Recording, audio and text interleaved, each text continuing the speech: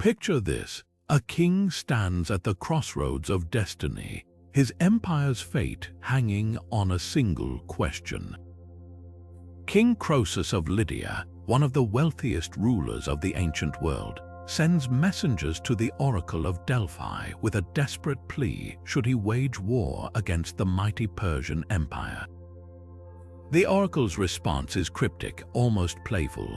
If Croesus crosses the Halys River, a great empire will fall. Confident in his might, Croesus marches into battle only to watch his own kingdom crumble. The prophecy was true, but not in the way he expected. How could a priestess sitting atop a smoking fissure in the rocks see the future with such eerie precision?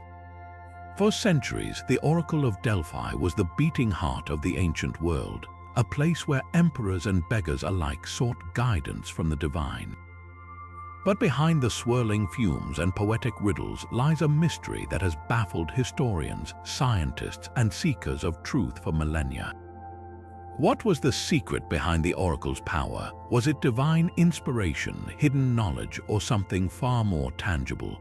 The Temple of Apollo at Delphi wasn't just a religious site, it was a nexus of politics, science, and spirituality, where the lines between myth and reality blurred.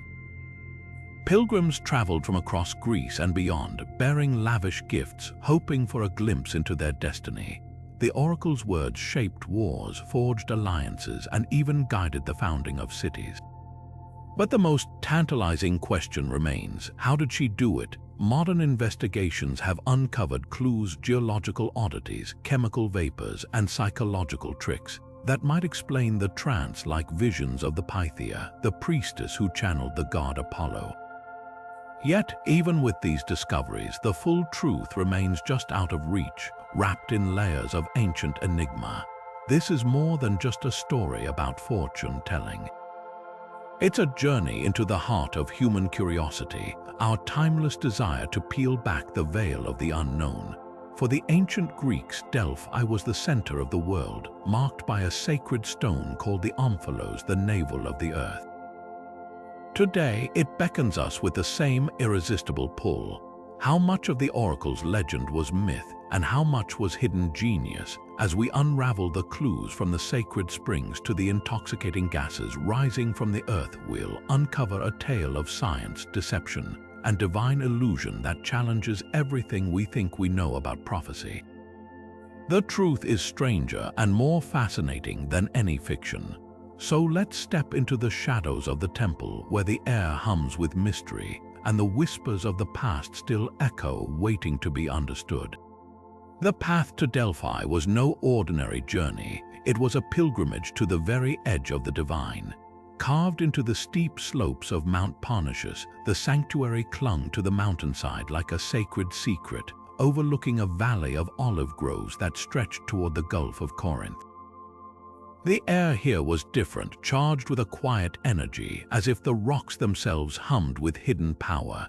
Ancient visitors called it the omphalos, the navel of the world, and legend claimed Zeus himself had marked the spot by releasing two eagles from opposite ends of the earth. Their paths crossed here, over Delphi, confirming it as the center of all things. Approaching the temple, pilgrims would first pass the Castalian spring, its icy waters said to purify both body and soul. They'd wash away the dust of their travels, whispering prayers for clarity, before ascending the sacred way, a winding path flanked by treasures. Cities and kings had lavished the site with gifts, statues of gold and bronze, intricate carvings, even entire monuments, all tributes to the oracle's power. The wealth here wasn't just for show, it was proof of Delphi's unmatched influence. A small city-state with no army of its own, yet its words could topple empires. At the heart of it all stood the Temple of Apollo, its columns towering against the sky. Inside, in the innermost chamber known as the Adyton, the Pythia performed her sacred ritual.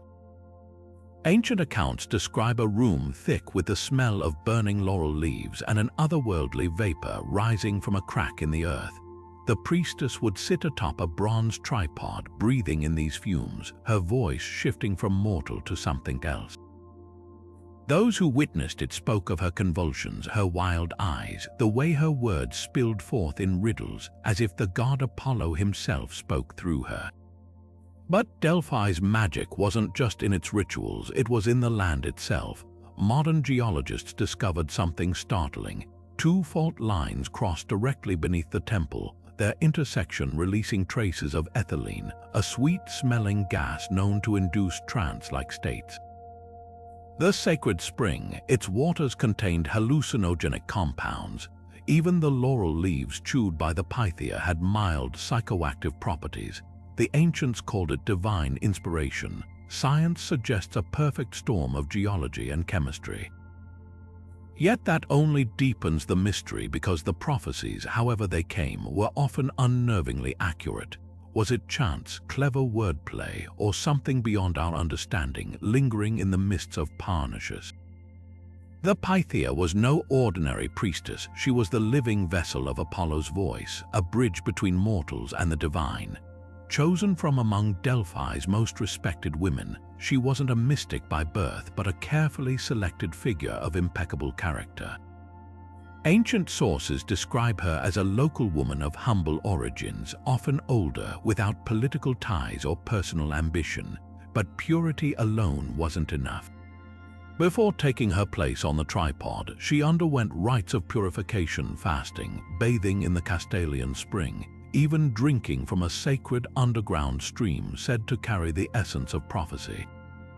Only then, draped in white robes and crowned with laurel, would she descend into the temple's shadowy depths where the air itself seemed alive with power. The rituals were as precise as they were mysterious. On the seventh day of each month, considered sacred to Apollo, the Pythia would seat herself above the fissure in the earth, gripping laurel leaves and a bowl of water from the prophetic spring. As the fumes rose around her, her body would tremble, her voice deepening or breaking into fragmented verses. Witnesses spoke of her convulsions, the way her eyes rolled back as if gazing into another world. The priests of Delphi, trained in the art of interpretation, would translate her utterances into the cryptic hexameter poetry that became legendary. But here's the twist: the Pythia didn't just babble in ecstasy. Even in her altered state, she responded directly to questions, sometimes with unsettling clarity. When Athens faced Persian invasion, her warning to trust the wooden walls was debated for days until the general Themistocles realized it meant their navy, not literal fortifications. A guess or something more, scholars still clash over what truly fueled her visions. Was it the ethylene gas seeping from the rocks, known to cause euphoria and dissociation? The chewing of laurel leaves, which contain compounds similar to modern hallucinogens? Or was there a darker art at play, ancient stagecraft designed to awe petitioners? Critics in antiquity, like the philosopher Plutarch, openly questioned why the Pythia's prophecies grew less coherent over time, hinting at fading potency or even manipulation. Yet for centuries, no one dared challenge her authority outright. Even skeptics paid homage because Delphi's real power lay in its unshakable grip on the human psyche. The Pythia didn't just predict the future, she shaped it, one carefully worded riddle at a time. Behind the mysticism, though, lies a startling truth: the priestess was both weapon and pawn. The temple's priests were masterful political operators, weaving vague prophecies into tools of influence. When Sparta demanded guidance for war, the oracle's replies often aligned suspiciously with Delphi's alliances. Some historians argue the Pythia was a brilliant performer, trained to channel collective anxieties into ambiguous poetry that could never be proven wrong. Others insist her trances were genuine, a collision of geology, chemistry, and raw human intuition. Perhaps the most compelling evidence is this: in an era without satellites or spies, Delphi's priests had an unparalleled network of informants. Pilgrims brought rumors from every corner of the Mediterranean, giving the temple a near-omniscient grasp of global tensions. The Pythia might not have seen the future, but with that knowledge she could certainly craft the illusion of it. What's left, then, is a paradox. the woman behind the legend was likely both ordinary and extraordinary, a figure caught between divine theater and profound, inexplicable insight. Whether through vapors or virtue, her words moved armies, toppled kings, and etched themselves into history. And that may be the greatest prophecy of all. The enduring human need to believe there's a pattern to the chaos, a voice in the dark willing to whisper, however obliquely, what comes next. Before the Pythia could utter a single prophecy, an intricate dance of ritual and reverence unfolded, a ceremony as precise as it was mysterious. Every petitioner, from lowly farmers to conquering kings, had to first prove their worthiness. The journey began at the Castalian spring, where icy waters cascaded down the mountain face. Here, supplicants washed away not just the grime of travel but the stain of impurity, scrubbing their hands and hair in a symbolic rebirth. Some accounts even describe pilgrims shaving their hair entirely, leaving locks as offerings to the gods. This wasn't mere superstition, it was psychological theater, a way to humble the mighty and prepare the mind for divine encounter. After purification came the price. Delphi didn't deal in casual curiosity. Each question demanded a sacred tax. The cost, a pelonos, a cake of barley and honey, and far more crucially, an animal sacrifice. Goats were the preferred offering, but not just any goat. The beast had to tremble when splashed with water, a sign the god Apollo accepted the gift. If the animal remained still, the petition was rejected, no matter how rich or powerful the asker. This wasn't just ritual, it was a filter, ensuring only the most urgent or lucrative queries reached the Pythia's ears. Those who passed these trials then ascended to the temple's grand entrance, where priests in white robes scrutinized their questions. Ambiguity wasn't tolerated. Inquiries had to be sharp, specific. Should I marry was too vague. Should I wed the son of King X next month, past muster? The priests weren't just gatekeepers, they were editors, shaping raw human desperation into questions the oracle could weaponize or sidestep. Then, in the hush of dawn on the seventh day, the Pythia made her descent. Draped in flowing white, crowned with laurel, she entered the Aditon, a chamber so sacred even the temple's priests hesitated at its threshold. Ancient sources describe it as a sunken room, its air thick with the scent of burning bay leaves and something far stranger, a sweet, cloying vapor that curled from a crack in the limestone floor. Here she'd take her seat on the bronze tripod, said to straddle the very fissure where the vapors pooled. The final act was almost alchemical. Chewing laurel leaves, their bitter juices mingling with the rising gases, the Pythia's breathing would slow, then quicken. Her pupils dilated, her limbs trembled. Some accounts claim she foamed at the mouth, others that her voice dropped octaves. What's undeniable is the transformation. The moment the mortal woman faded and something else spoke through her. The words came in torrents, often disjointed, always poetic. The priest stood ready, not just to record but to interpret, weaving her ecstatic fragments into the riddles that would shape history.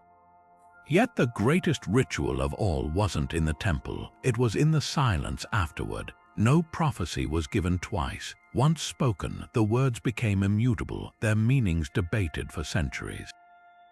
The ceremony, the gas, the laurel, all were just the prelude to the real magic, the human instinct to turn chaos into meaning, one enigmatic verse at a time. The temple's legendary fumes weren't just myth. Modern science reveals they were real, measurable, and startlingly potent. In the late 20th century, a team of geologists made a breakthrough discovery. The very ground beneath Delphi is alive with seismic activity. Two intersecting fault lines crossed directly under the temple, creating a natural pathway for gases to rise from deep within the earth. Among these vapors was ethylene, a sweet-smelling hydrocarbon with properties that blur the line between chemistry and magic. In controlled experiments, ethylene exposure produces effects eerily similar to ancient descriptions of the Pythia's trance euphoria, altered consciousness, even involuntary tremors. The gas doesn't just intoxicate, it creates a dreamlike state where the boundary between self and otherworldly presence dissolves. Yet geology alone doesn't explain Delphi's power. The temple was built with uncanny precision atop this gaseous vent, suggesting the ancient Greeks recognized and possibly enhanced the site's unique properties. Some researchers speculate the Adyton's sunken design acted like a natural gas chamber, concentrating the fumes around the Pythia's tripod. Even the laurel leaves she chewed may have amplified the effects. Their essential oils contain compounds that interact with ethylene to deepen trance states. What ancient worshippers called the breath of Apollo was in reality a volatile cocktail of geology and botany, a perfect storm of psychoactive elements. This scientific lens doesn't diminish the oracle's mystique, it deepens it. Consider the timing. The Pythia only prophesied during warmer months, when geological activity would have increased gas emissions. Ancient accounts describe the Adyton's odor as both floral and unsettling, a match for ethylene's distinctive scent. Even the temple's orientation seems deliberate, positioned to catch crosswinds that would disperse excess vapors, preventing fatal overdoses. Every detail suggests a sophisticated understanding of natural forces, dressed in the language of divinity. Still, skepticism persists. Some scholars argue ethylene concentrations couldn't have been high enough to induce visions, pointing to limestone deposits that might have filtered the gases. Others propose alternative substances like methane or benzene, each with its own mind-altering effects. The debate hinges on a tantalizing question. Did the priests of Delphi knowingly manipulate these geological quirks, or were they themselves convinced of divine intervention? Ancient texts offer no clear answer, only poetic descriptions of the Pythia, filled with heavenly light as she straddled the earth's fractured breath. What emerges is a profound duality. Science explains the mechanics, the faults, the gases, the physiological reactions, but not the uncanny accuracy of certain prophecies.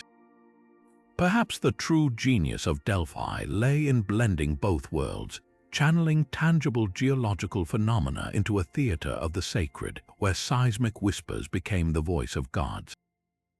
The fissure beneath the temple didn't just emit gases, it exhaled meaning, turning the earth's raw power into a language of destiny. And in that alchemy of stone and spirit, the oracle's greatest secret may hide not in the vapors themselves, but in humanity's endless hunger to breathe them in. One of the most chilling prophecies ever uttered by the Oracle of Delphi wasn't about empires or wars, it was about a single man's doomed fate. When King Laius of Thebes asked how to secure an heir, the Pythia's response was a horror in hexameter. His son would kill him and marry his own mother. Desperate to cheat destiny, Laius abandoned the infant Oedipus on a mountainside. But fate has a way of bending back on itself like a snake. The child survived, grew up unaware of his true parentage, and ultimately fulfilled the prophecy to the letter, unknowingly killing his father in a roadside scuffle and wedding his mother, Queen Jocasta. What seems like a cruel twist of myth reveals the oracle's signature genius. Prophecies weren't just predictions, they were traps of language. The more one struggled against them, the tighter their grip became. Equally uncanny was Delphi's role in the Persian Wars. As Xerxes' army marched toward Athens in 480 BC, the terrified city sought guidance. The Pythia's initial response was apocalyptic. Flee to the ends of the earth, for fire and sword will destroy you. But when Athenian envoys pressed for hope, she offered a second verse, one that would change history. Only the wooden wall shall not fall. Debates raged until the statesman Themistocles deciphered the riddle. The wall wasn't the city's fortifications, but its navy. Against all odds, Athens bet everything on its fleet, and at the Battle of Salamis, 300 Greek ships annihilated Persia's armada. The oracle's words had been vague enough to absolve her if the gamble failed, yet precise enough to guide salvation. Ambiguity was Delphi's sharpest weapon. Before the Peloponnesian War, Sparta received a simple promise: if you fight with all your might, victory will be yours. They did and lost. Only later did the caveat emerge. The prophecy never specified which side should fight tirelessly. Athens, it turned out, had fought harder. This linguistic sleight of hand wasn't accidental, it was institutional. The temple's priests were masters of the Delphic hedge, crafting verses with multiple exits. When King Croesus asked if he'd rule long, the reply, "You will rule until a mule sits on Persia's throne," seemed reassuring. Only when Persian Emperor Cyrus, born to mixed royal and commoner parents, a metaphorical mule, conquered Lydia did the prophecy's brutal cleverness emerge. Yet some predictions defy easy dismissal as wordplay. Before founding Cyrene in modern Libya, Greek colonists were told to look for a place where a white-skinned woman would meet them. After years of failed settlements, they finally encountered a local priestess with vitiligo, her patchy skin eerily matching the description. How could the Pythia know? Ancient sources hint at Delphi's vast intelligence network. Pilgrims from across the Mediterranean brought whispers of distant lands, creating a repository of knowledge rivaling any spy ring. Combine that with the priest's grasp of human psychology, knowing Croesus' arrogance would blind him to nuance, or that Athenian ingenuity would pass metaphors, and the divine becomes suspiciously strategic. Perhaps the most haunting question isn't whether the oracle could see the future, but why her predictions felt true even when they failed. The answer lies in the human mind's hunger for patterns. When prophecies aligned with events, they became legend. When they missed, followers blamed misinterpretation, not the source. This feedback loop made Delphi untouchable. Its accuracy was reinforced by memory's selective grip. In the end, the oracle's real power wasn't foresight, but the art of making uncertainty sound like destiny, a lesson that echoes wherever people still long for certainty in an unpredictable world. Delphi wasn't just a spiritual sanctuary, it was the ancient world's ultimate political chessboard, where kings and generals moved their pieces based on the Pythia's whispers. The temple's true power lay not in foreseeing the future, but in shaping it through carefully curated ambiguity. Take Sparta, the militaristic powerhouse that consulted the oracle before nearly every major campaign. Before marching against Athens in the Peloponnesian War, Spartan envoys received a prophecy that seemed to guarantee victory if they fought with all their might. What sounded like divine encouragement was actually a masterclass in diplomatic hedging. When Sparta lost, the priests could argue the Spartans hadn't fought hard enough, while Sparta's rivals saw confirmation of the gods' favor. This wasn't fortune-telling, it was geopolitical judo, using vague language to maintain Delphi's influence regardless of outcomes. The founding of Cyrene reveals an even more calculated dimension to the oracle's role. When drought-stricken Greeks from Thera begged for guidance, the Pythia didn't just suggest colonization, she commanded it, ordering them to settle in Libya. But the prophecy came with a catch. Only every 10th man had to go, turning migration into a brutal lottery. Historians now recognize this as brilliant crisis management. By framing forced emigration as divine will, Delphi prevented civil unrest while expanding Greek influence abroad. The clincher, the temple later took credit when Cyrene flourished, its fertile plains becoming the Mediterranean's breadbasket. Behind the scenes, evidence suggests the Pythia's prophecies were sometimes adjusted to fit Delphi's interests. When King Cleomenes of Sparta demanded the oracle condemn his political rival Demaratus, priests allegedly took bribes to declare Demaratus illegitimate, a decision later reversed when the bribes flowed the other way.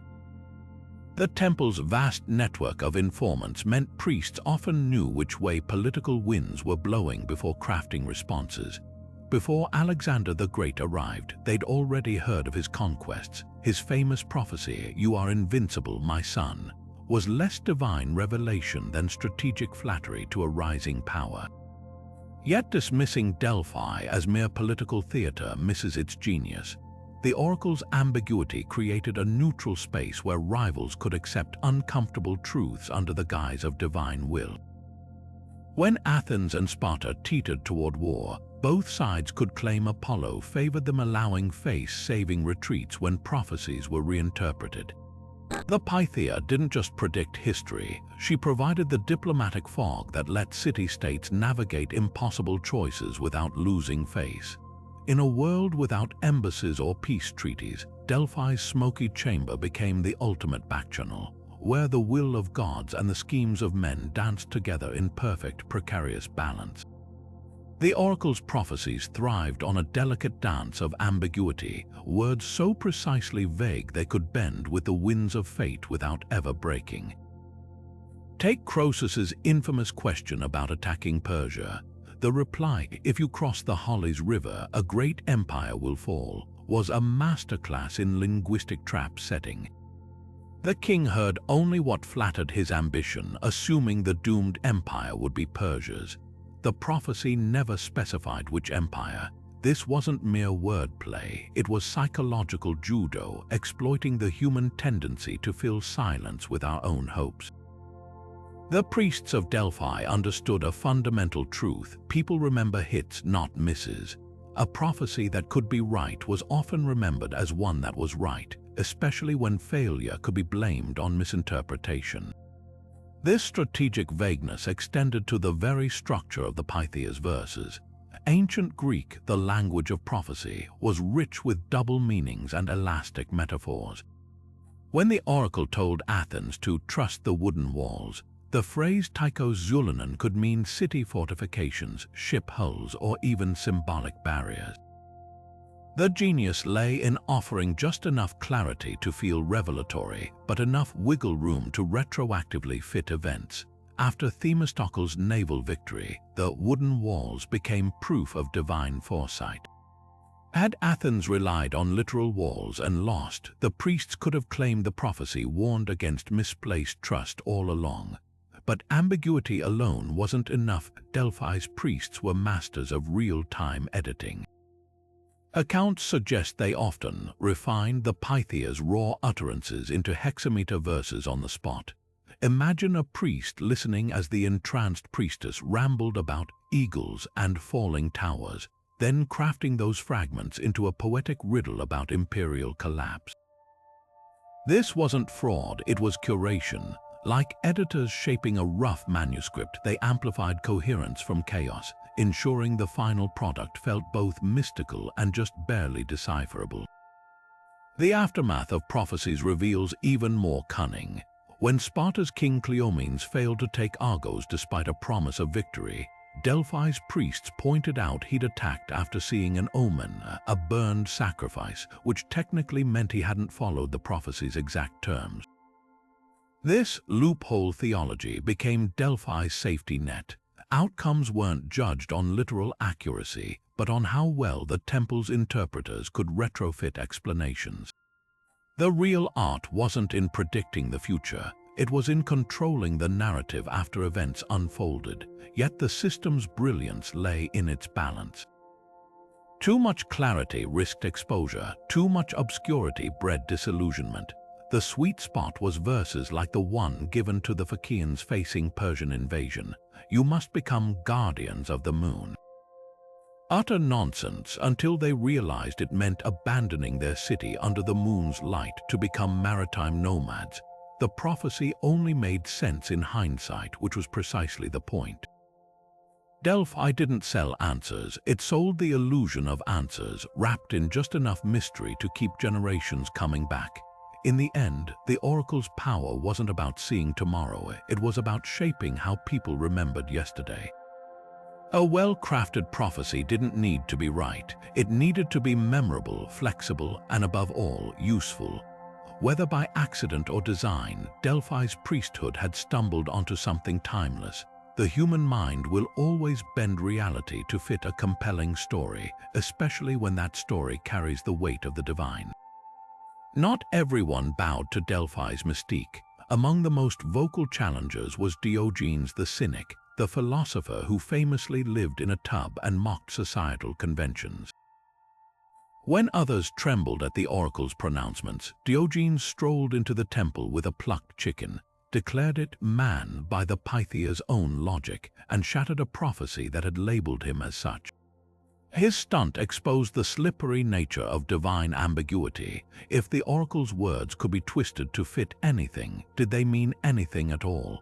Philosophers like Euripides went further, weaving skepticism into plays where characters dismissed oracles as the lies of priests.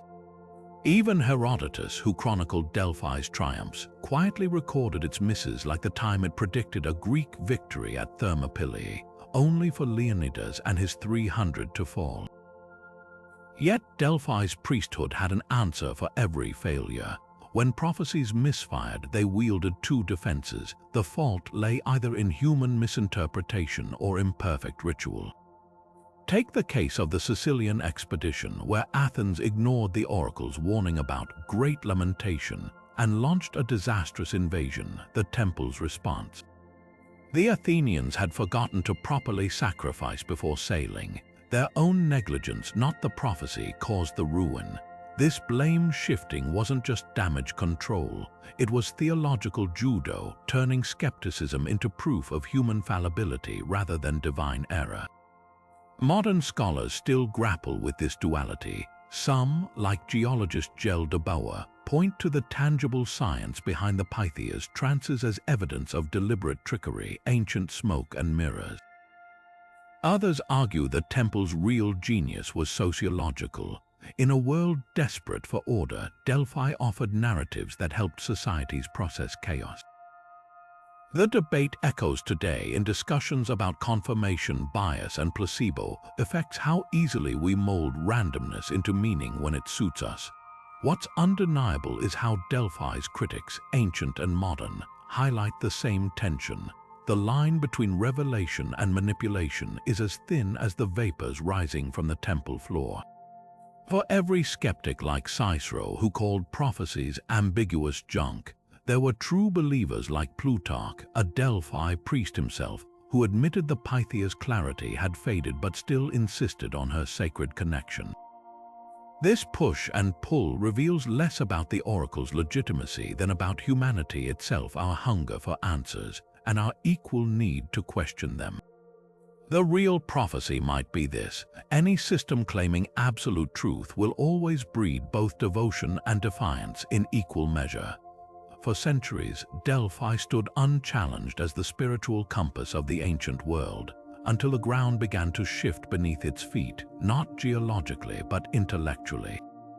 The first cracks in the oracle's authority appeared with the rise of rationalist philosophy in the 5th century BCE. Thinkers like Socrates and his pupils began questioning blind obedience to divine pronouncements, advocating instead for human reason and empirical observation. Athens, once Delphi's most pious patron, became a breeding ground for skepticism. Playwrights like Aristophanes openly mocked the oracle in comedies, while historians like Thucydides documented prophecies that failed to materialize. The cultural tide was turning, and Delphi's riddles suddenly seemed less like divine wisdom and more like clever word games designed to obscure rather than reveal.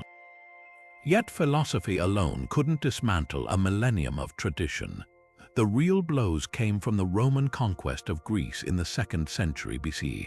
Rome's generals, though awed by Delphi's prestige, saw the temple as a trophy rather than a sanctuary.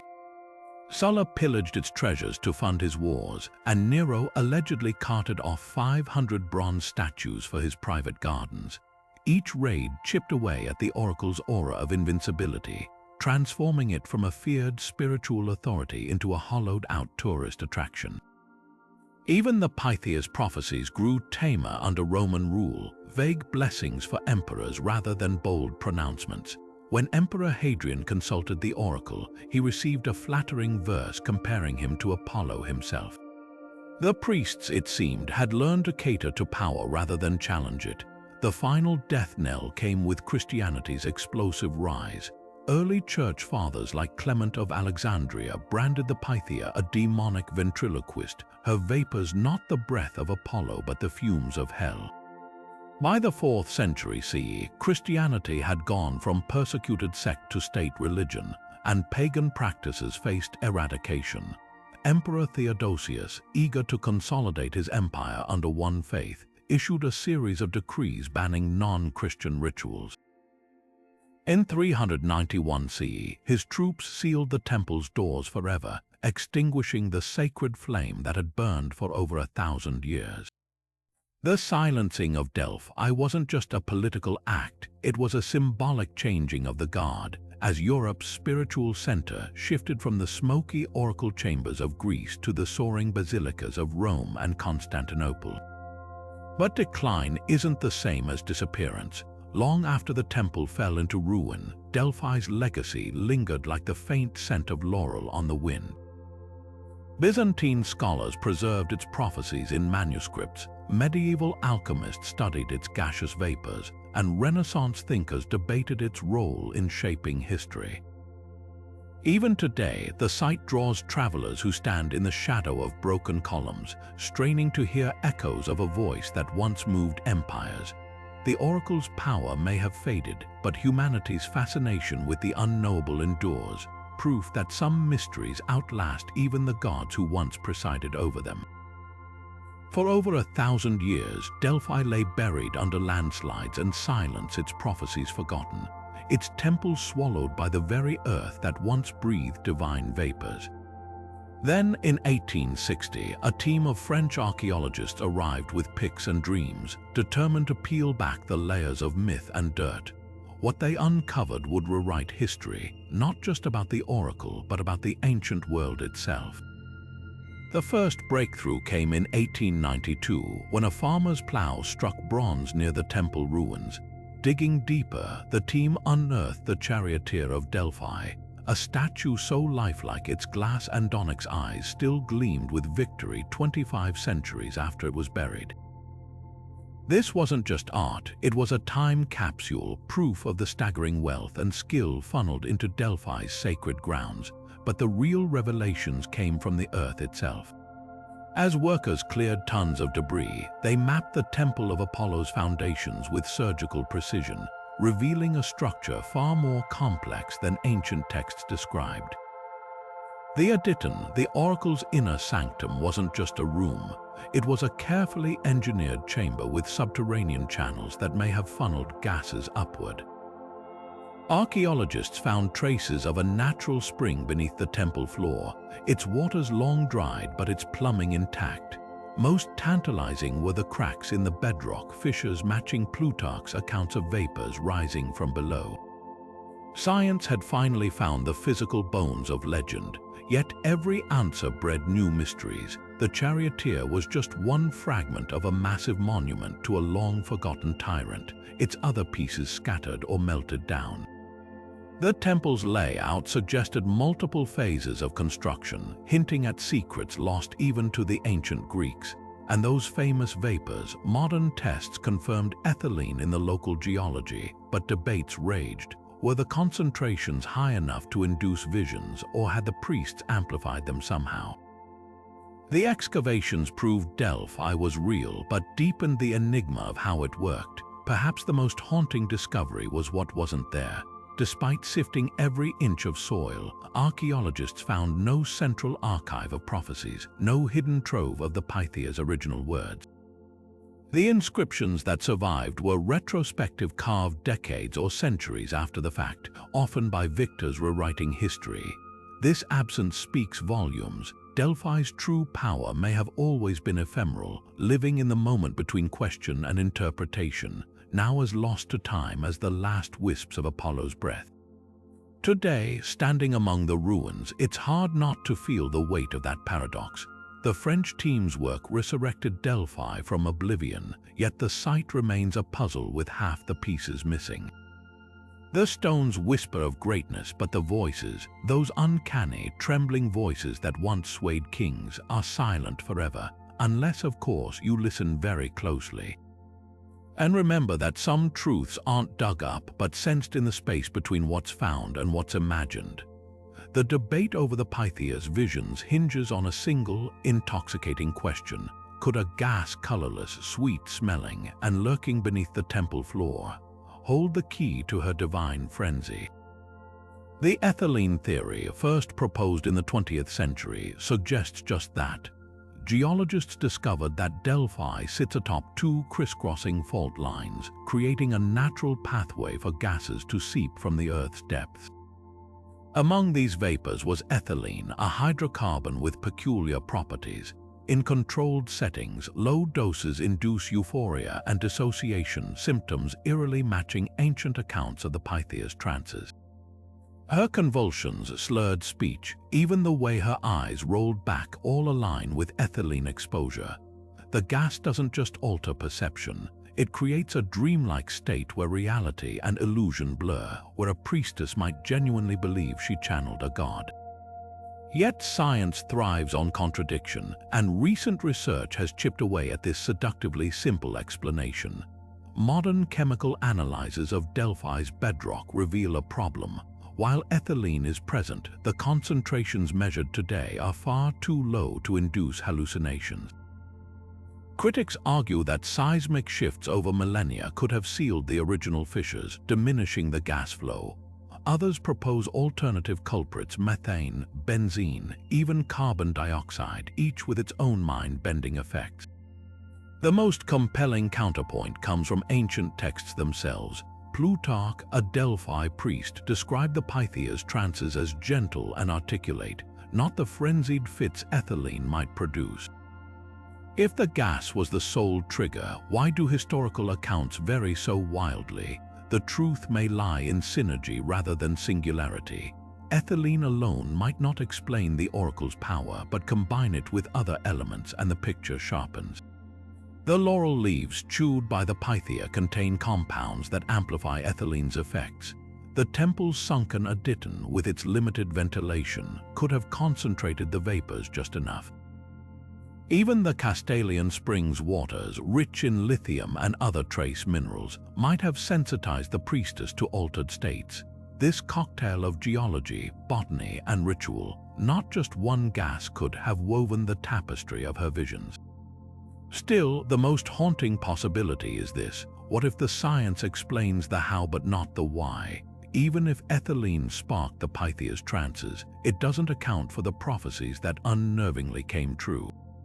The wooden walls warning to Athens, the founding of Cyrene, these weren't random guesses. Delphi's priests had an intelligence network spanning the Mediterranean, feeding them whispers of politics, droughts, and unrest. The Pythia's words may have been less about foreseeing the future and more about interpreting the present with godlike precision.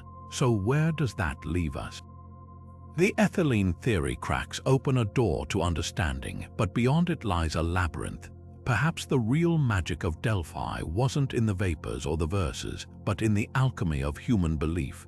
The way an entire civilization could look at a trembling woman in a smoky room and see, not chemistry, but the face of the divine.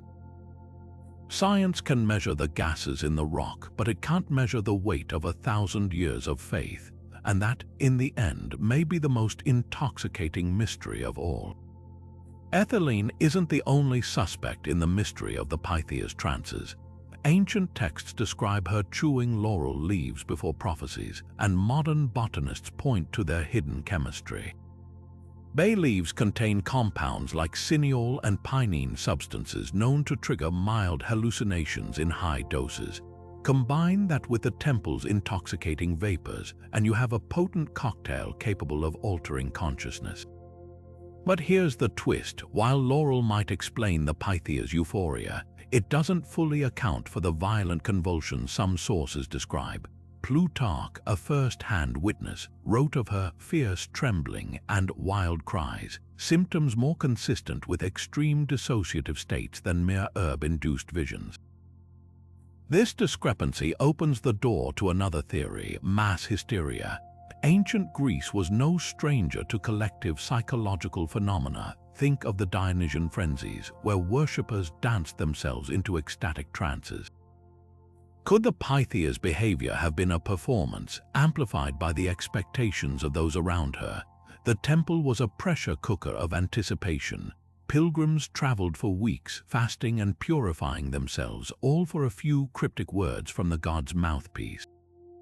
In such an environment, even a modest alteration in consciousness might spiral into something far more dramatic. The priests, robed in white and chanting, the smell of burning herbs, the weight of history pressing down every element conspired to heighten suggestibility. Yet skeptics argue these explanations overlook a crucial detail: selectivity. Not everyone who entered the Adyton fell into a trance, just the Pythia herself. If hallucinogens or hysteria were the sole triggers, why didn't the priests exposed to the same fumes and fervor collapse into divine fits? This anomaly has led some scholars to propose a darker possibility: staged manipulation. Ancient sources hint at a secret second chamber where priests could whisper guidance to the Pythia mid-trance, steering her utterances like actors feeding lines. The convulsions, perhaps theatrical flourishes, dialed up or down depending on the audience. When Spartan kings visited, a wild display might underscore Apollo's raw power. For Athenian philosophers, a more measured delirium could suggest divine wisdom. The truth likely lies in a tapestry of factors. Laurel leaves and ethylene set the stage, but the Pythia's own psyche, trained or fragile, determined how deeply she plunged into the role. Ancient accounts vary wildly because the experience itself wasn't uniform. Some priestesses may have been genuine mystics, others shrewd performers, most somewhere in between. Even the infamous convulsions might reflect something as mundane as epilepsy or as complex as trauma. Imagine the psychological toll of bearing the hopes of empires. What's undeniable is this: whether through chemistry, psychology, or cunning, the Oracle of Delphi mastered the oldest magic of all, the power to make people believe. And in the end, belief can move armies just as surely as any god. Delphi's prophetic power didn't exist in isolation. It was part of a vast, interconnected web of ancient seers stretching across the Mediterranean. Just 300 miles west, in the volcanic caves of Cumae, the Sibyl uttered prophecies eerily similar to Delphi's, her voice echoing through stone chambers as she scribbled future visions on oak leaves. Like the Pythia, she entered trance states, though Roman accounts describe her frenzies as more violent, foaming at the mouth, hair standing on end, as if the god Apollo shook her body like a rag doll. The parallels run deeper than theater. Both sites were built atop geological hotspots, their caves emitting vapors that could induce altered states. But where Delphi's prophecies were carefully curated by priests, the Sibyl's words were raw, scribbled in disjointed acrostics that left interpreters scrambling for meaning. Venture south to Egypt and the connection grows stranger. At the Temple of Ammon in Siwa, Alexander the Great sought confirmation of his divine lineage from an oracle whose rituals mirrored Delphi's sacred springs, animal sacrifices, even a priestess who channeled the god's voice. Yet Egyptian oracles added a chilling twist. They sometimes answered through the swaying of divine statues, mechanisms later revealed to be operated by hidden priests. This blend of pageantry and geology suggests a shared ancient playbook, one where the line between divine inspiration and staged spectacle was intentionally blurred. What's striking isn't just the similarity of methods, but how these traditions fed each other. When Greek colonists settled in Libya, they built oracles modeled on Delphi near natural gas vents. Etruscan haruspices, who read fortunes in animal entrails, adopted the Pythia's habit of speaking in triplets verses with 3 possible meanings. Even the Jewish prophetess Deborah, described in the Bible as sitting beneath a palm tree to deliver judgments, echoes the Pythia's role as both seer and political advisor. The Mediterranean wasn't just trading spices and gold, it was exchanging the very blueprint of prophecy. Yet Delphi stood apart in one crucial way: its institutional genius. While the Sibyl's leaves scattered in the wind and Egyptian oracles served pharaohs alone, Delphi became a cross-cultural clearinghouse. Its priests systematized ambiguity, turning cryptic verse into a political language all civilizations could understand. When Croesus tested multiple oracles by asking what he was doing on a specific day, Only Delphi's reply describing the lamb and tortoise stew simmering in his palace proved accurate. Whether through spies or shrewd guesswork, the temple cultivated a reputation for precision that others couldn't match. The enduring mystery is whether these connections reveal a universal human instinct to seek voices in the earth's breath or something more deliberate. Recent archaeology shows that many oracular sites shared a telltale feature. They were built along ancient trade routes positioned where travelers would spread their fame. Delphi's priests may have studied foreign seers, refining their craft like merchants perfecting a coveted recipe. After all, the most powerful prophecies aren't those that predict the future, but those that shape it. And in the bustling marketplace of ancient belief, Delphi wasn't just a participant. It set the price. Delphi's uncanny accuracy becomes far less mysterious when you follow the money, or rather, the gossip. Ancient sources reveal the temple operated like a high-stakes intelligence hub, its priests masterfully harvesting secrets from the endless stream of pilgrims. Consider the famed test King Croesus devised before trusting the oracle. He sent envoys to ask what he was doing on a specific day. Delphi's reply describing a lamb and tortoise boiling in a bronze pot was shockingly precise. Coincidence unlikely. Historical accounts note Croesus' kitchens were visible from certain temple vantage points, and his messengers had lingered for days before the prophecy. The real miracle wasn't divine sight, but human observation. This pattern repeats throughout Delphi's history. Before the Persian Wars, the oracle warned Greek cities of impending invasion right as Persian scouts were spotted in the region. When colonies sought guidance on where to settle, prophecies often pointed toward areas recently scouted by Greek traders. Even the famed wooden walls advice to Athens came mere weeks after naval skirmishes with Persian ships near Salamis. The temple's geographic position made it a natural clearinghouse for information. Perched on the slopes of Parnassus, it lay at the crossroads of major trade routes, where merchants from Egypt, Persia, and the Black Sea exchanged news alongside spices and silks. Pilgrims, eager to prove their devotion, likely volunteered strategic tidbits, unwittingly becoming Delphi's unwired informants. Yet dismissing the oracle as merely a glorified spy ring misses its sophistication. The priests didn't just collect rumors, they weaponized ambiguity to cover their tracks. When Sparta asked about invading Arcadia, the prophecy promised victory if they fought, with all their might, a phrase that could be reinterpreted based on outcome. If Sparta won, it proved the oracle's power. If they lost, priests could argue they hadn't fought hard enough. This wasn't fraud, it was institutionalized plausible deniability, a system where every prophecy contained its own alibi. The temple's true genius lay in blending earthly intelligence with divine theater. Take the case of the Phaeacians, told to found a colony where they encountered a white-skinned woman. After years of failed settlements, they finally met a local priestess with vitiligo, her mottled skin perfectly matching the description. Coincidence? Perhaps, but consider, Delphi's priests had access to detailed accounts of foreign lands from Herodotus himself, who consulted the oracle regularly. The prophecy may have been a clever collage of traveler reports, repackaged as divine revelation.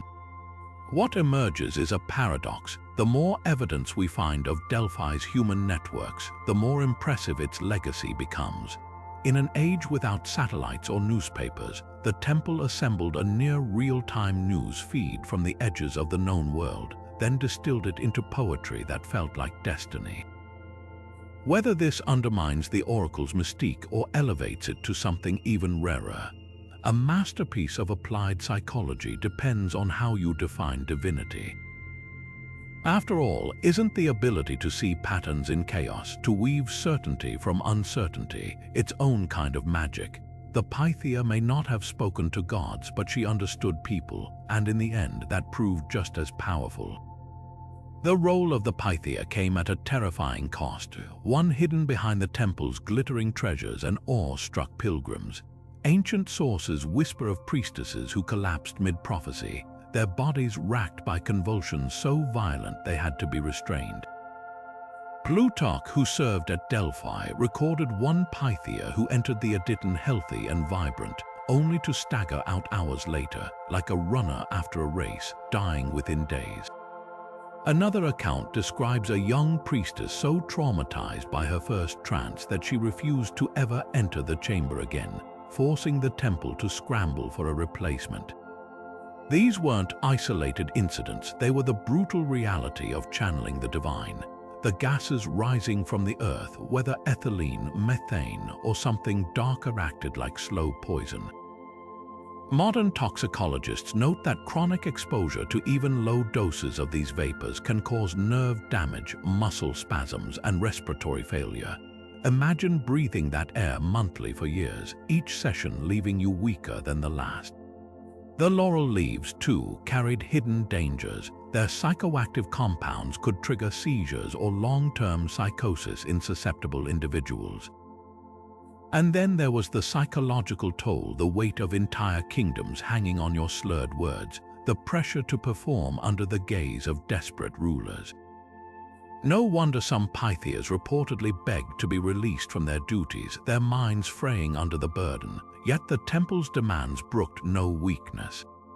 When a Pythia died or became incapacitated, another woman, often chosen from Delphi's leading families, was swiftly anointed.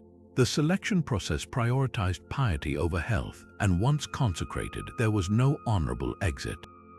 This cycle raises a haunting question. Were these women revered visionaries or sacrificial lambs? Their trances, so vital to Delphi's power, may have been as much a curse as a gift.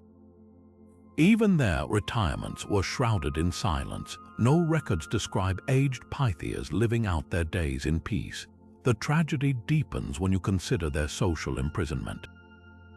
Unlike priestesses of other cults who could marry or own property, the Pythia existed in a gilded cage. She couldn't leave the sanctuary grounds unattended, couldn't refuse a prophecy session, couldn't even speak freely outside the Adyton. Her body belonged to Apollo, her voice to the priests who interpreted and often edited her utterances. Small wonder later historians speculated that some Pythia's convulsions weren't divine possession, but panic attacks or desperate bids to escape. What's most chilling is how little the ancients questioned this sacrifice. A priestess dying young was seen as proof of her closeness to the gods, not a failure of duty of care. Even Plutarch, who lamented the decline in prophecy quality, blamed it on weakening vapors, never on the broken women breathing them in. Delphi's light burned bright, but it consumed those who fed it. And in that dark trade-off between power and humanity, we see the oracle's ultimate paradox, an institution built on enlightenment, yet sustained by suffering. The Pythia stands as one of history's great paradoxes, a woman who commanded the attention of kings in a world that silenced her gender at every turn. Ancient Greece was a society where women couldn't vote, own property, or step outside without a male escort, yet at Delphi, a peasant's daughter could hold the fate of empires in her trembling hands. This wasn't just symbolic power, it was tangible influence. When the Pythia warned Sparta against war, armies stood down. When she blessed a colony, thousands sailed across treacherous seas. In a culture that relegated women to the shadows of the home, the priestess stood bathed in the spotlight of the Mediterranean's most sacred stage, but the glow of that spotlight hid a darker duality. The Pythia's authority was both awe-inspiring and achingly constrained. She could advise kings but couldn't inherit her father's estate. Her voice channeled a god's will, yet outside the temple, she remained legally a minor, subject to male guardians. Even her famed prophecies were filtered through male priests who shaped her raw utterances into polished verse. The reverence heaped upon her was conditional, tied to the sacred role rather than the woman herself. Once the trance faded, she returned to the same patriarchal structures as every other Greek woman, a vessel for divine will, but never its master. Delphi's exception proves the rule of ancient misogyny. The Greeks tolerated, even celebrated, female spiritual authority precisely because it was framed as passive possession. The Pythia wasn't speaking her own mind, she was a hollow reed for Apollo's voice. Contrast this with secular female leaders like Sappho, whose poetic genius sparked whispers of scandal, or Aspasia, Pericles' partner, whose political influence drew sneers from Athenian elites. For a woman's words to be accepted, they had to be framed as divine intrusion, not human intellect. Yet to dismiss the Pythia as a mere puppet overlooks her subtle agency. The temple's archives hint at priestesses who bent tradition to their will. One account describes a Pythia refusing to prophesy for a disfavored warlord, claiming the god's voice had gone silent. Another records a priestess demanding double the usual offering before answering a tyrant's query, a brazen power play disguised as piety. Even the famous ambiguity of the prophecies may have been a survival tactic, allowing the Pythia to navigate the lethal politics of her male clients without committing to dangerous clarity.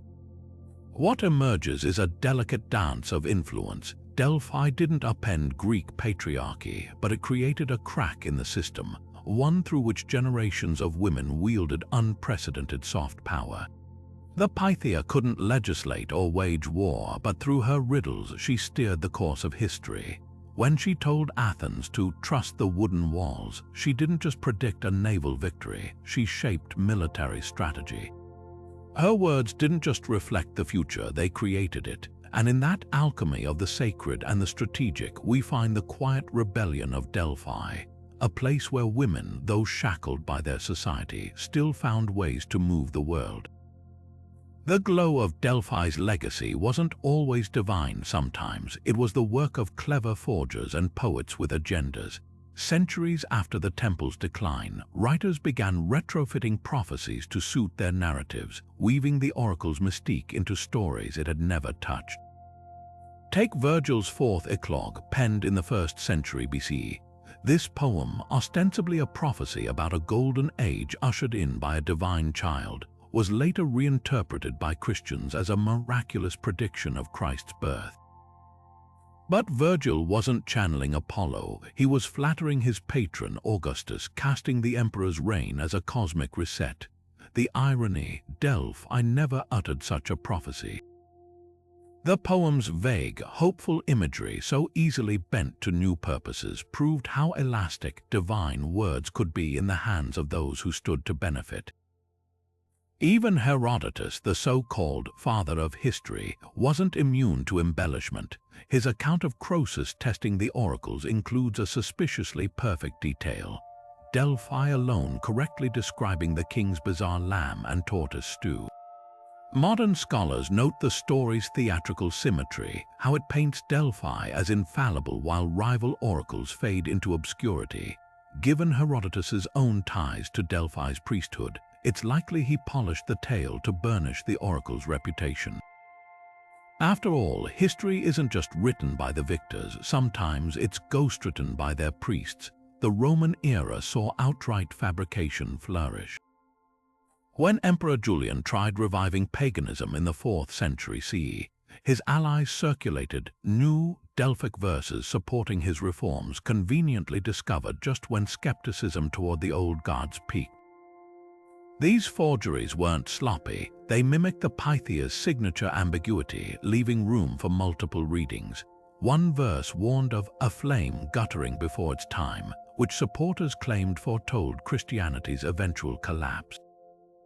The gambit failed, but it revealed how easily prophecy could be manufactured to serve politics. Archaeology exposes even bolder deceptions. In the 1920s, excavators at Delphi found inscriptions allegedly quoting the oracle's advice to Sparta, except the stone was carved centuries after the events described. The wording mirrored later Spartan propaganda, suggesting the temple's priests had indulged in some post-dictive editing. Imagine a historian today discovering a letter from George Washington predicting the internet. The ancients played the same game, using Delphi's authority to backdate legitimacy. Yet the most insidious forgeries weren't blatant lies but subtle tweaks. Roman historians like Livy often clarified ambiguous prophecies in retrospect, swapping original riddles for verses that neatly matched outcomes. A classic case is the prediction given to Pyrrhus of Epirus, "I say you the Romans can conquer." The original likely said something far vaguer, but after Rome's victory, the line was recast as a divine endorsement of Roman supremacy.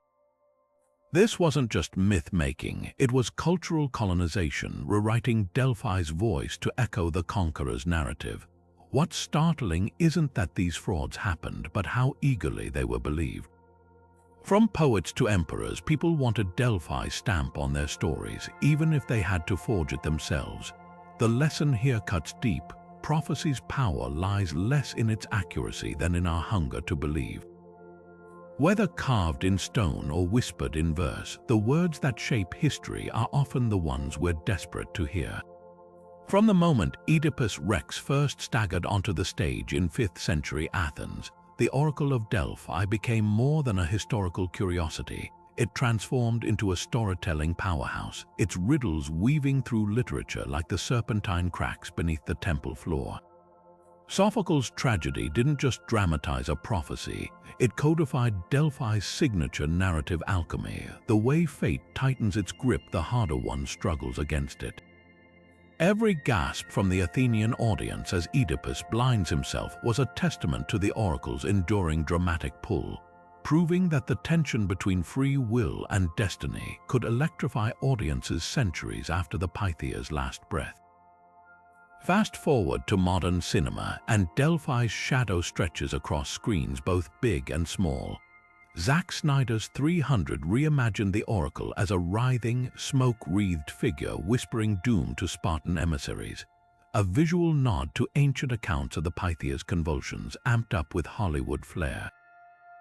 Yet even this stylized portrayal captures an essential truth. Delphi thrived on spectacle. The film's stormy temple interior, with its bone-strewn floors and gasping priestess, mirrors how ancient petitioners described the Adyton, a place where human senses overloaded, priming minds for revelation. Between these two poles, Greek tragedy and blockbuster epic, lies a constellation of adaptations. Mary Renault's historical novels painted the Pythia as a nuanced political player, while Rick Riordan's Percy Jackson series turned her into a quirky, Diet Coke-chugging psychic, proving Delphi's archetype bends effortlessly across genres. Even video games like Assassin's Creed Odyssey recreate the temple with painstaking accuracy, letting players stand where Croesus once stood, though virtual visitors unsurprisingly avoid his fatal misinterpretation. What unites these retellings is their shared distortion of Delphi's greatest trick, ambiguity. Modern narratives often flatten the oracle's verses into literal predictions, losing the delicious uncertainty that made them so potent historically. In Oedipus Rex, the prophecy unfolds with terrible precision, while 300 presents the Pythia's words as straightforward doom. Rare is the adaptation that dares to embrace the original ambiguity, the way Delphi's priests might have later clarified a prophecy to fit events. Perhaps the most fascinating evolution is Delphi's shift from active character to atmospheric backdrop. Contemporary stories increasingly use the temple as shorthand for ancient mystery, its columns and vapors evoking a sense of awe divorced from actual history. A Netflix fantasy series might feature a Delphi-inspired oracle without any ties to Greece, proof of how thoroughly the iconography has eclipsed the institution. Yet even these loose interpretations keep the essential spark alive, the human fascination with peering beyond the veil, whether through sacred ritual or screenplay. The real prophecy here isn't about the future of storytelling, but about its past. 2.5 millennia after Sophocles, we're still wrestling with the same questions that haunted Oedipus. Can we outrun destiny? Are warnings gifts or traps? The oracle's greatest legacy isn't in the accuracy of its predictions, but in its uncanny ability to hold up a mirror to our own hunger for certainty, a reflection that plays as well on an Athenian stage as it does on a 21st century streaming platform. The urge to peer beyond the veil of the everyday, to glimpse some hidden truth in the flicker of candlelight or the swirl of ceremonial smoke, is as alive today as it was in Delphi's shadow. Walk into any modern psychic's dimly lit parlor, and you'll find eerie parallels to the Pythia's ancient rituals. The crystal ball replaces the bronze tripod, tarot cards stand in for laurel leaves, but the core remains unchanged, a mediator between worlds channeling messages the seeker aches to hear. Like the priests of Delphi, today's mediums often speak in careful ambiguities. I see a tall man with a significant object, phrases elastic enough to fit 100 interpretations, yet specific enough to feel revelatory when hindsight bends them into place. Venture further from mainstream spirituality, and the connections grow even more striking. In the jungles of Peru, ayahuasca ceremonies unfold with uncanny echoes of Delphi's vaporous aditon. Participants drink a bitter brew that induces visions, guided by shamans who interpret their fragmented cries, just as Delphi's priests once deciphered the Pythia's ecstatic ramblings. Neuroscience reveals that ayahuasca's DMT activates brain regions linked to spiritual experience, not unlike how ethylene might have sparked the Pythia's divine frenzy. The setting differs, a thatched hut instead of a marble temple, but the human longing remains identical, to transcend the limits of ordinary perception and touch something greater. Even technology, our modern oracle, follows Delphi's ancient blueprint. Algorithms now play the role of the Pythia, spitting out probabilistic predictions, weather forecasts, stock market trends, even personalized horoscopes that we treat with near religious reverence. When a weather app warns of rain, we carry umbrellas as obediently as Croesus mobilized his army. The medium has digitized, but the psychology persists. We'd rather trust a black box's cryptic output than face life's terrifying randomness alone. So why does this pattern endure across millennia? Perhaps because altered states, whether induced by gases, plants, or data streams, offer the same primal comfort they did in ancient Greece, the illusion of control in a chaotic universe. The Pythia's convulsions, the shaman's visions, the AI's cold calculations, all promise a momentary escape from the unbearable truth that we can't truly know what comes next. Delphi's real legacy isn't in the mechanics of prophecy, but in revealing how desperately we'll cling to any system, any ritual that lets us pretend otherwise. Yet there's a darker thread here too. Just as Delphi's priests wielded ambiguity as power, modern counterparts, from cult leaders to conspiracy, gurus exploit that same hunger for certainty. The rise of wellness gurus peddling hallucinogenic ceremonies or self-styled seers selling exclusive visions mirrors Delphi's golden age, when the temple grew fat on the fears and hopes of supplicants. The tools have changed, but the transaction remains. Offer people a story that makes sense of their suffering, and they'll hand over wealth, loyalty, even their critical thinking. What's different now is our awareness. We can study ethylene's effects on the brain, track how confirmation bias shapes psychic readings, yet still feel the pull of the irrational. That tension between the rational mind and the yearning heart is Delphi's true prophecy fulfilled. The oracle never promised truth, she offered something far more seductive, the belief that truth was knowable. And in a world drowning in information but starving for meaning, that may be the most powerful illusion of all. For all the secrets we've uncovered about Delphi, the gaps in our knowledge still yawn wider than the temple's fabled fissure. Imagine entire libraries of prophecy scrolls, painstaking records of the Pythia's exact words before priests polished them into poetry, lost when Roman generals plundered the temple and Christian zealots burned what remained. We know there were hundreds of priestesses over the centuries, yet history preserves barely a dozen names. Who were these women whose visions shaped empires? What personal sacrifices did they bury beneath their sacred veils? The silence is deafening. Recent archaeological surveys hint at tantalizing possibilities beneath Delphi's excavated layers. Ground-penetrating radar detected anomalies near the Temple of Apollo, possible underground chambers that could hold caches of scrolls sealed away before the sanctuary's destruction. In 2018, researchers analyzing the temple's drainage system found traces of organic material that might be remnants of laurel leaves or even priestly garments, waiting to reveal their chemical secrets. Every season brings new technology that might reconstruct the Pythia's experience.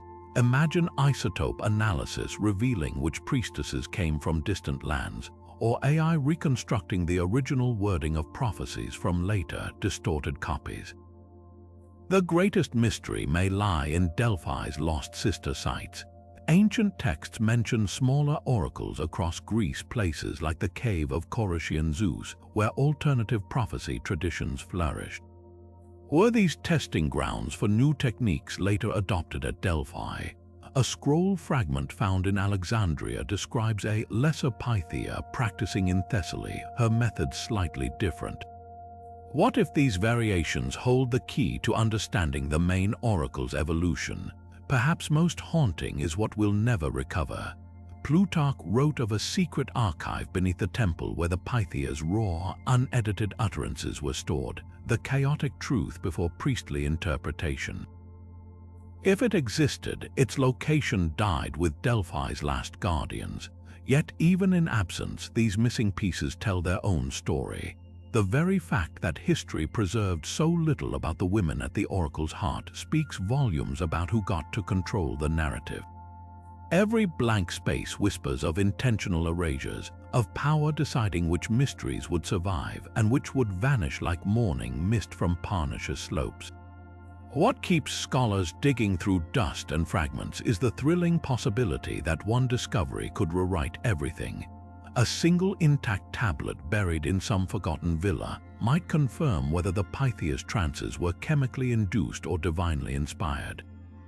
A new geological survey could trace the exact path of those intoxicating vapors. Until then, Delphi remains both monument and mirage, its truths half buried, just out of reach, daring us to keep searching. Some historians whisper a provocative idea that Delphi was history's greatest con, a smoke and mirrors spectacle designed to manipulate the ancient world. The skeptic's case is compelling. The Pythia's prophecies were suspiciously vague, her convulsions could have been staged, and the temple's wealth depended on keeping powerful clients hooked. Could the entire operation have been an elaborate psyop, with priests feeding the Pythia strategic leaks while passing off her ramblings as divine truth? Ancient critics certainly thought so. The philosopher Diogenes mocked the oracle's ambiguity by presenting a plucked chicken as a man, proving how easily words could be twisted to fit any outcome. Even Roman generals like Sulla, after looting Delphi's treasures, joked that the Pythia's prophecies only favored those who paid enough. Yet reducing Delphi to mere fraud ignores its staggering cultural endurance. Hoaxes crumble when scrutinized, but the oracle's influence spanned 12 centuries from the Bronze Age to the Roman Empire. Consider the Athenian statesman Themistocles, whose naval victory at Salamis hinged on interpreting the wooden walls prophecy. If the temple was running a scam, why risk its reputation by backing an underdog fleet against Persia's might? The answer lies in Delphi's dual nature, part spiritual powerhouse, part political nerve center. Its priests weren't just charlatans, they were master analysts, synthesizing intelligence from pilgrims and traders into prophecies that often aligned with geopolitical realities. The deeper flaw in the hoax theory is its assumption that ancient Greeks were gullible fools. These were people who invented logic, geometry, and democracy. They understood skepticism. Cities tested oracles by sending identical questions under false names, yet Delphi consistently outperformed rivals. When King Croesus demanded proof, the Pythia described the bizarre stew simmering in his palace hundreds of miles away. Coincidence, maybe, but the temple's archives reveal meticulous record-keeping, suggesting some prophecies were verified against real-world events before being enshrined as legend. Perhaps the truth lies beyond the binary of divine versus deceit. Delphi thrived because it answered a primal human need, not for certainty but for narrative. In a world ravaged by wars and plagues, the oracle's ambiguous verses provided a framework to process chaos. When a prophecy failed, people blamed their own misinterpretation, not the god. This feedback loop made Delphi bulletproof. Its authority grew with every retelling, each generation polishing the hits and burying the misses. Think of modern equivalents, stock market gurus, political pundits, even weather apps. We tolerate their mistakes because they offer the illusion of control over life's randomness. Delphi simply perfected this art millennia earlier, wrapping it in sacred theater.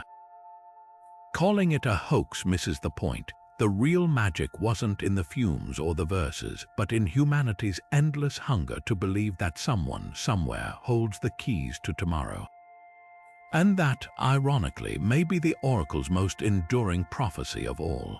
Standing among the ruins of Delphi today, you can still feel the weight of history pressing against your skin. The path up the sacred way, once trodden by kings and philosophers, now winds between crumbling pedestals where statues of gold and ivory once gleamed. As you climb toward the temple of Apollo, the air hums with something intangible, not the ethylene vapors of antiquity, but the collective memory of countless seekers who came here desperate for answers. The theater, carved into the mountainside with mathematical precision, still hosts performances, though now it's classical dramas instead of prophetic rites. Its 35 tiers of stone seats overlook the valley below, where olive groves shimmer like a silver sea under the Greek sun. Sit quietly for a moment, and you might almost hear the ghostly echo of ancient audiences gasping as Oedipus's fate unfolded on this very stage. Further up the slope lies one of Delphi's best-preserved wonders, the Stadium. Built in the 5th century BC and later expanded by the Romans, this 200-yard track hosted the Pythian Games, second only to the Olympics in prestige. Sprinters once raced here in honor of Apollo, their bare feet kicking up dust where visitors now tread cautiously in hiking shoes.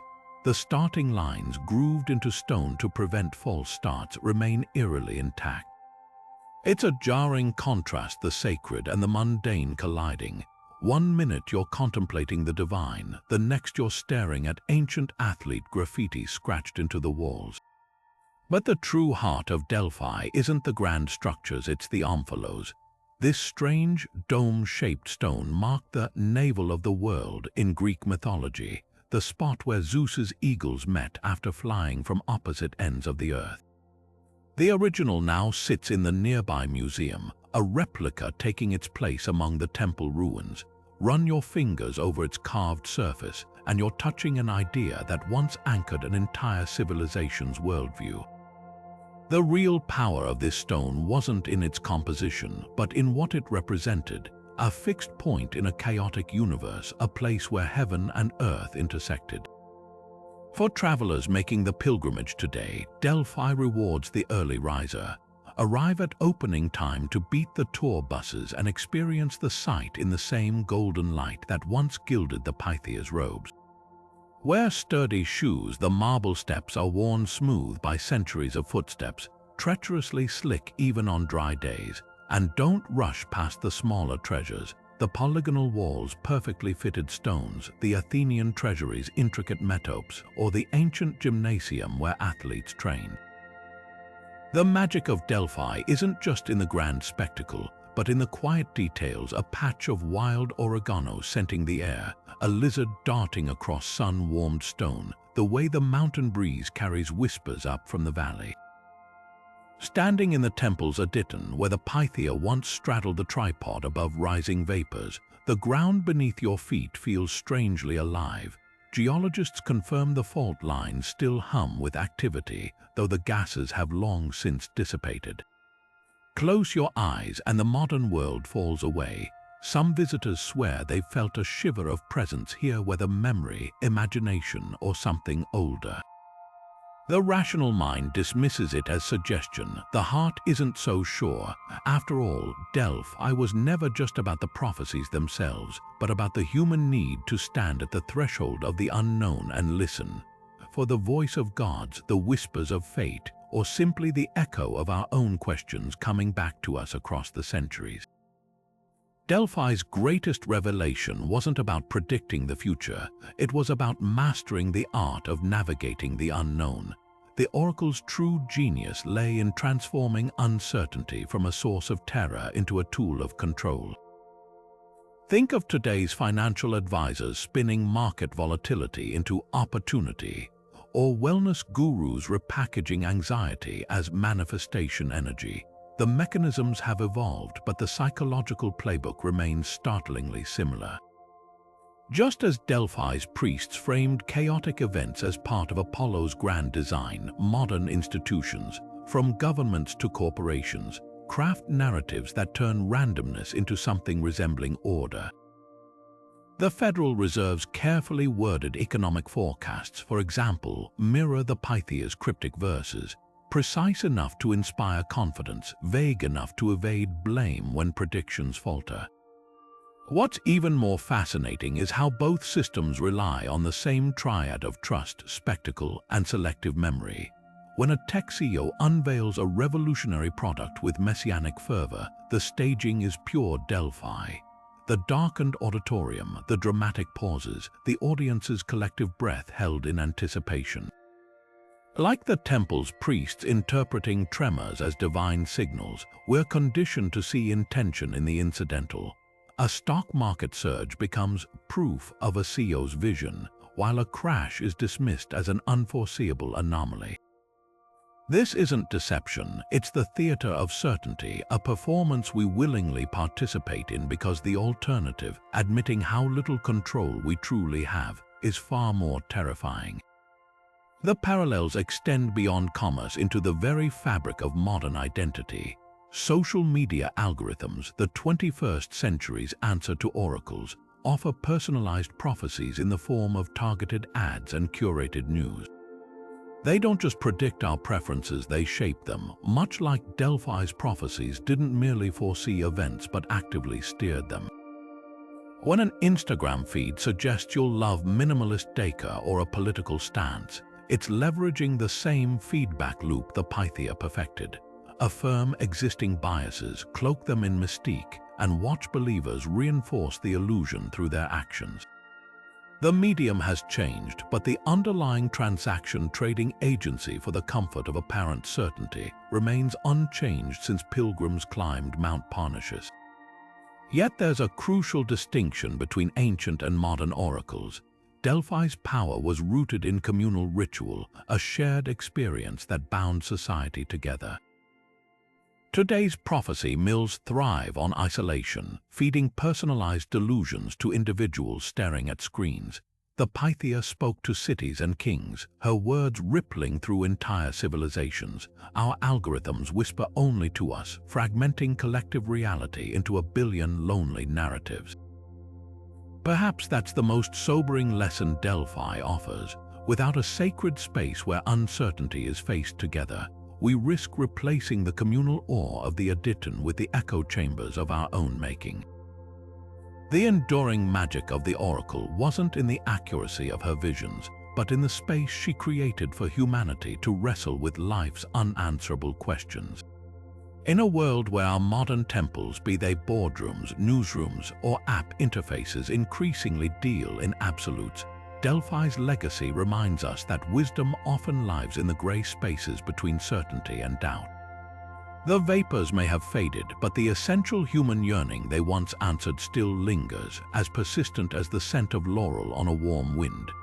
Perhaps the most enduring prophecy Delphi ever made was about itself, that its mystique would outlast temples, empires, even the gods it served.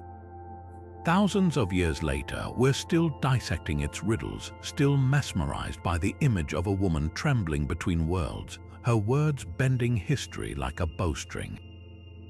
The secret of the oracle isn't hidden in geological faults or laurel leaves, but in the quiet truth it revealed about us, that humans will always trade certainty for wonder, facts for meaning.